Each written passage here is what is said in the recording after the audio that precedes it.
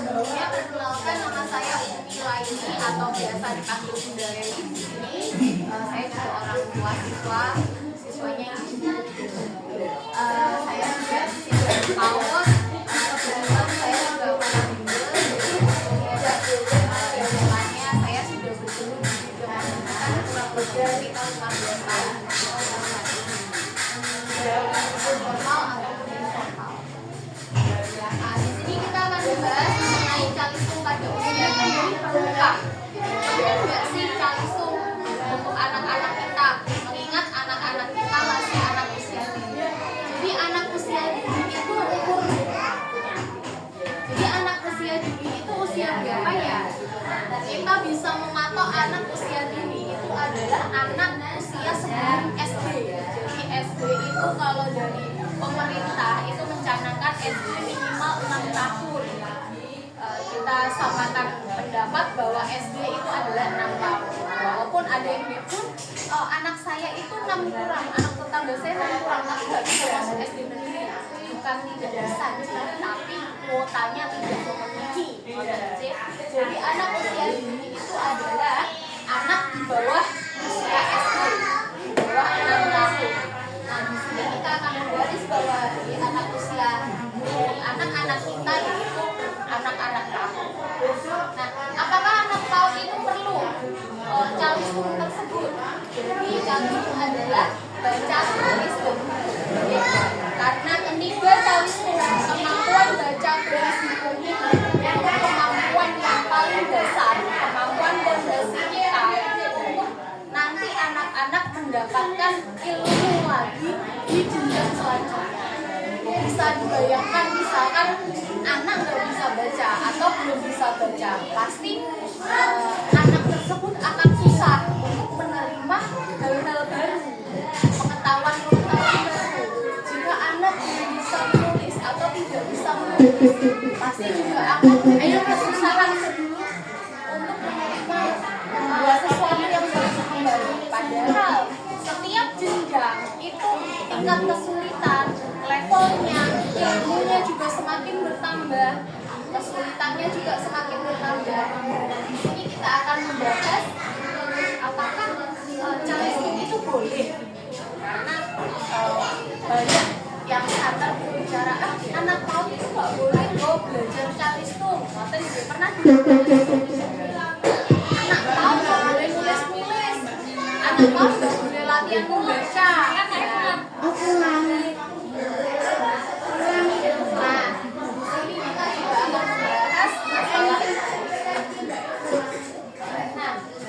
PAUD sendiri atau pendidikan anak usia dini. Jadi PAUD itu macam-macam jenisnya. Pendidikan anak usia dini itu ada pos PAUD yang kita jalankan sekarang ini namanya pos PAUD. Yang kedua ada taman kanak-kanak atau TK. Lalu ada kelompok bermain, ada playgroup. Semuanya itu kita sebut sebagai PAUD atau pendidikan anak usia dini. Nah, sebenarnya dalam PAUD itu anak-anak itu sejatinya adalah bermain, karena masa usia mereka itu adalah masa bermain.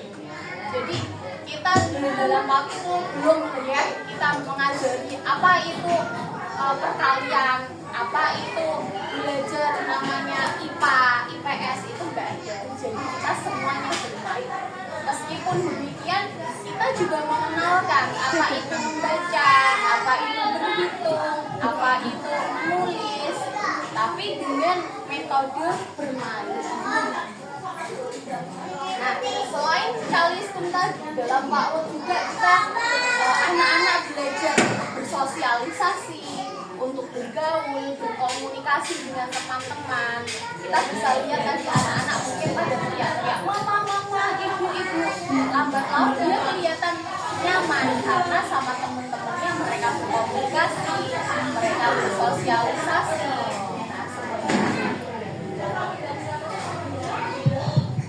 Nah, untuk selanjutnya masalah larangan mengenai calistung tersebut. Jadi sebenarnya dalam pemerintah surat edaran dari pemerintah Indonesia sendiri itu melarang untuk pembelajaran calistung. besar ada pendidikan anak usia dini. Larangannya dalam tanda kutip, jadi bukan berarti terus kita nggak boleh nih calistung, itu bahaya calistung, itu nanti dapat sanksi dari pemerintah, bukan seperti itu. Tapi jadi larangannya itu berupa bukan larangan seperti itu, tapi metodenya yang kita ubah. Jadi di sini untuk membaca, menulis dan itu ada tahapannya masing-masing. Yang pertama ada membaca. Ada orang tua saya sambil berpikir di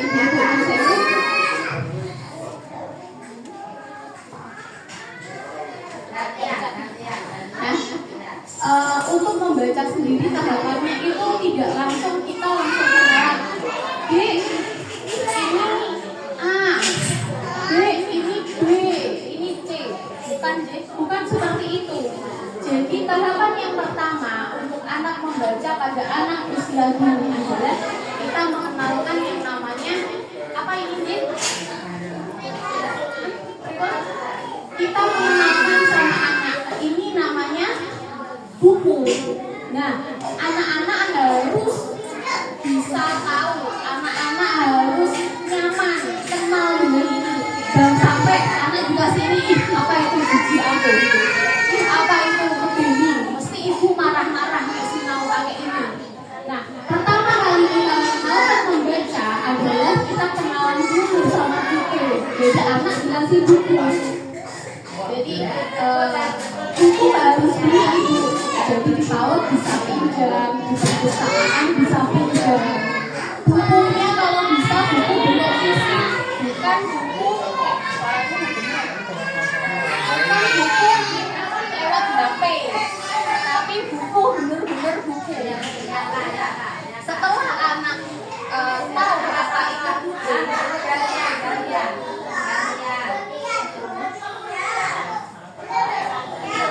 setelah anak tahu ini buku itu apa, nanti dia lama-lama tertarik.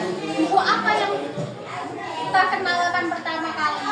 Buku yang saya sarankan adalah buku yang gambarnya banyak. Gambarnya seperti ini. Yang gambarnya dengan tulisannya itu banyak gambarnya. Karena sekarang anak belum bisa membaca, jadi anak lihat gambarnya dulu. Ini bukunya tulisan dan gambarnya lebih banyak gambarnya. Kita kenalkan dulu. Fase yang pertama adalah mengenalkan buku. Fase yang kedua, lama-lama anak tahu. Saya tadi bawa buku, anak saya tahu. Itu bukunya adik. Buku ini punyanya adik, bukunya. Yang kedua dia tahu, oh itu bukuku, berarti dia suka ini sama bukunya. Terus tugasnya orang tua apa? Apakah cukup dengan mengenalkan buku? Ini Dek tak kasih buku. Apakah cukup seperti itu? Nah, orang tua tugasnya membacakan buku. Jadi kita bacain bukunya. Dek, ini namanya bulat. Bulat seperti apa ya? Oh, seperti bola. Jadi anak-anak akan tahu sendiri. Bola. Oh, ini tuh Bu, kayak itu, kayak piringku. Nanti fase selanjutnya dia akan mengingat-ingat, bisa menceritakan kembali. Dia bisa membaca dalam tanda kutip. Mas Rangga, izin Mas Rangga. Nah, lama-lama dia akan bisa membaca dalam tanda kutip. Suaranya membaca.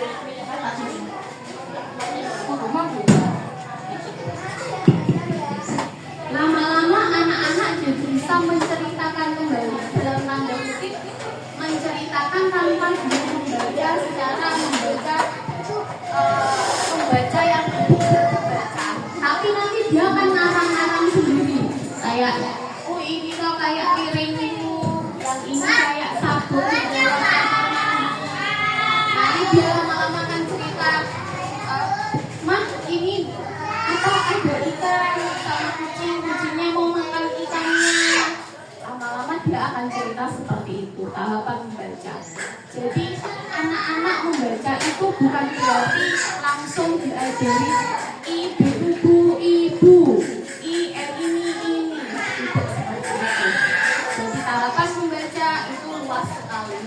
Pertama-tama kita mengenalkan dulu apa itu buku dan orang tua mulai membacakan buku.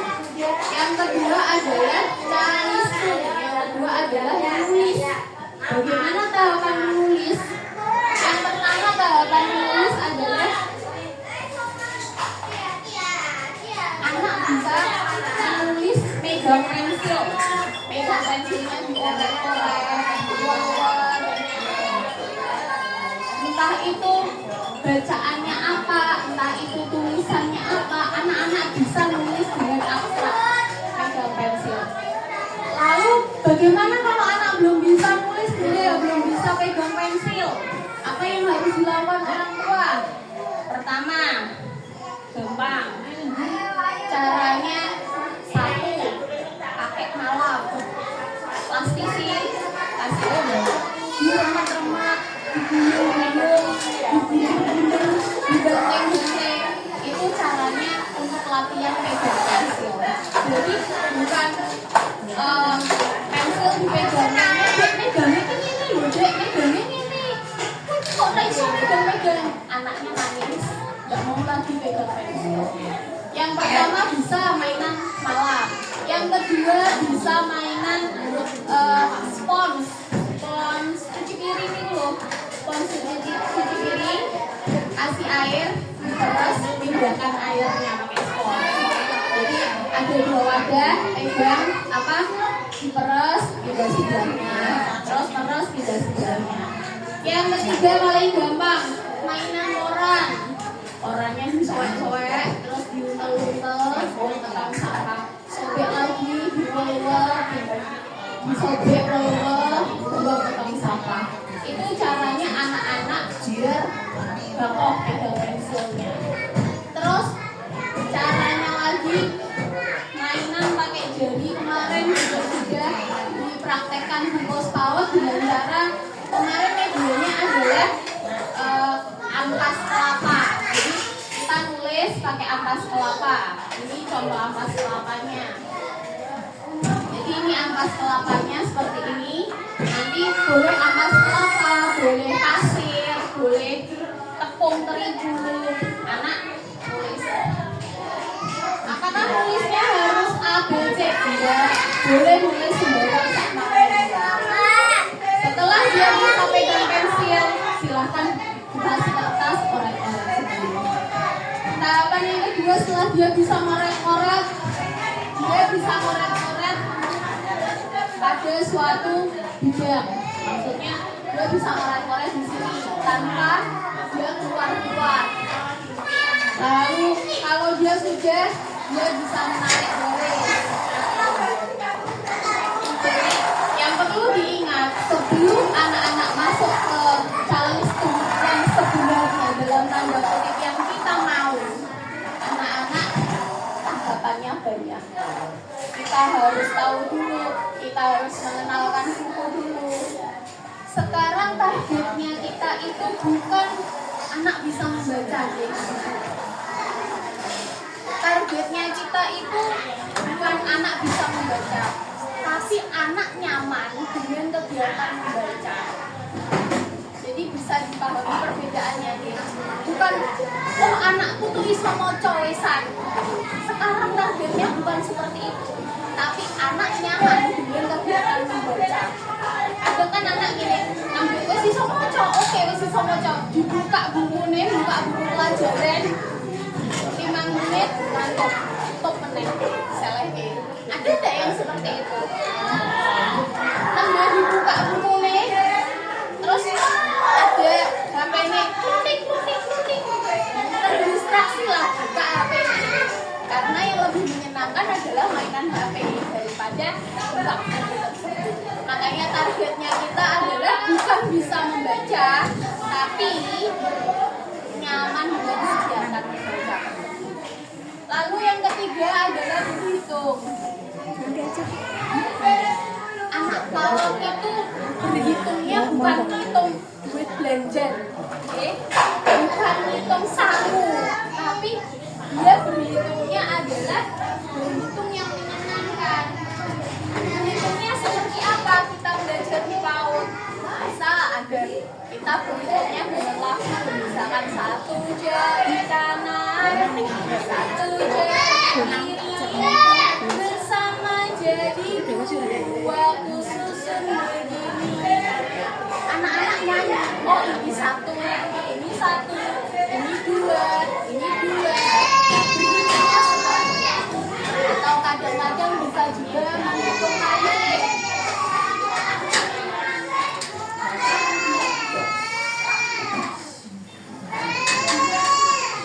Mohon maaf.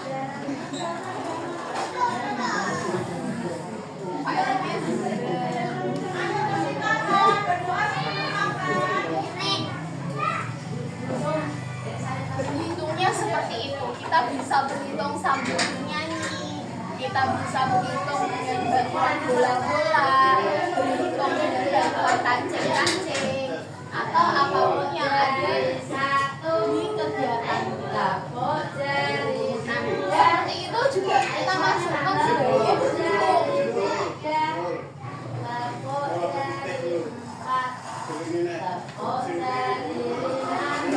Di sini bisa saya simpulkan bahwa saya tidak menekankan anak PAUD itu harus calistung, bukan juga saya menekankan bahwa PAUD tidak boleh calistung, tapi di sini saya menekankan bahwa calistung pada PAUD itu juga perlu dalam tanda kutip.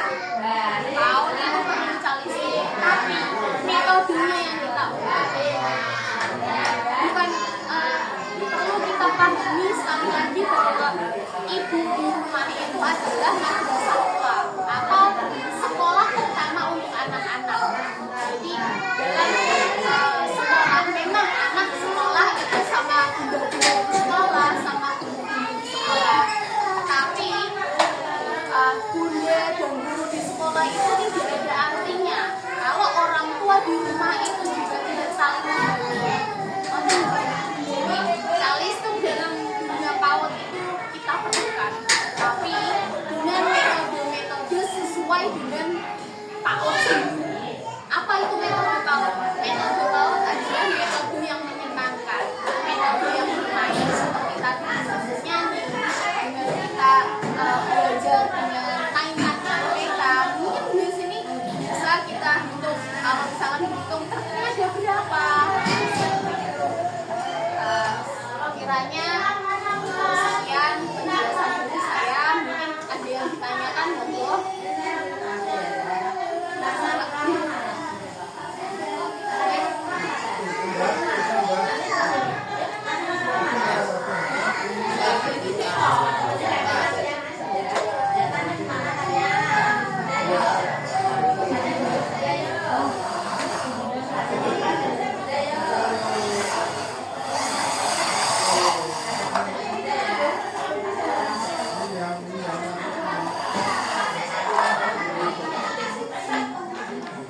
Monggo ibu-ibu ada yang ditanyakan mungkin dari apa yang kita paparkan bersama tadi. Kita bisa sharing-sharing mungkin di rumah anak-anak belajarnya seperti apa, atau sudah sampai tahap mana belajar calisthungnya.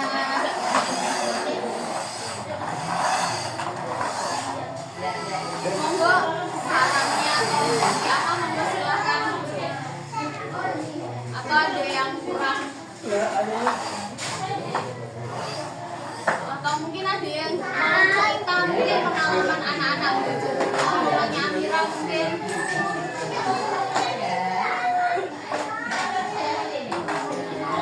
Mamanya Nafan mungkin.